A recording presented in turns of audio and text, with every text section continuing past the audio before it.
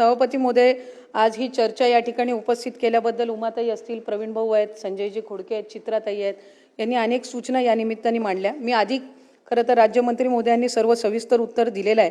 मला सभापती महोदय आपल्या अनुमतीने या ठिकाणी मेळघाट आणि राज्यातील काही वर्षांची या ठिकाणी आकडेवारी ही आपल्या सर्वांसमोर ठेवायची आहे।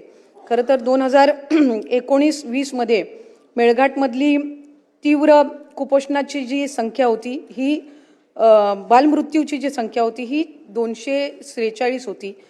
ती आता 2024 म्हणजे 20 ला कमी होऊन 2013 वर आली, 21-22 ला 195 वर आली, 22-23 ला 175 वर आली, 23-24 ला 156 वर आली, 24-25 ला 141 वर आली आणि 25-26 ला आता 97 पर्यंत आहेत। हे असं जरी असलं तरी यात एकही बालमृत्यू होऊ नये ही साधारणपणे सरकार म्हणून आपली भूमिका आहे।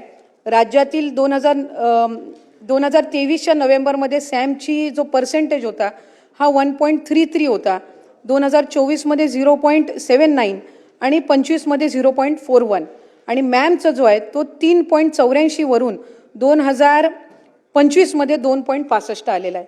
असं जरी असलं तरी ज्याचा उल्लेख प्रवीण भाऊ आपण या ठिकाणी केला, पहिल्या 100 दिवसाचा आराखडा ज्या वेळेला आम्हाला विभागाला दिला होता, पहिला आत्ता जो आहे तो 150 दिवसाचा कार्यक्रम आहे।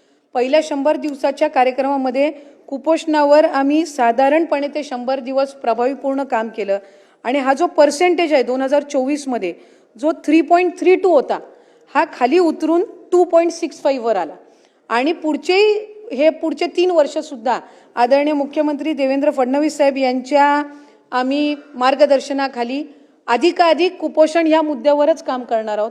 अर्बन एरियाजमध्ये सुद्धा UCDC हे अर्बन सेंटर्स आपण सुरू केले, ज्याच्यामध्ये ओबेसिटी आणि कुपोषण ह्या दोन्ही मुद्द्यांवर सभापती महोदय काम करण्यात येईल।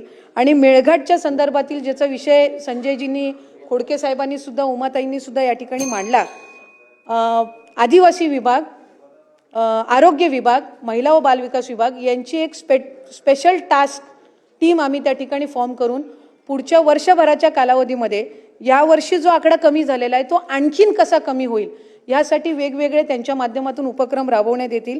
याच्यामध्ये अंधश्रद्धा निर्मूलन प्रोग्राम सुद्धा आम्ही इन्क्लूड करू आणि त्याचबरोबर आदिवासी विभाग, आरोग्य विभाग, महिला बालविकास विभाग आणि तिथल्या जिल्हा परिषदेच्या तिथल्या ह्याच्यातलं एक नोडल ऑफिसर त्या संदर्भातलं नेमून ही मेळघाटची कुपोषणाची संख्या ही अधिक पुढच्या वर्षभराच्या कालावधीमध्ये कमी आणण्याच्या दृष्टिकोनातून काम केलं जाईल।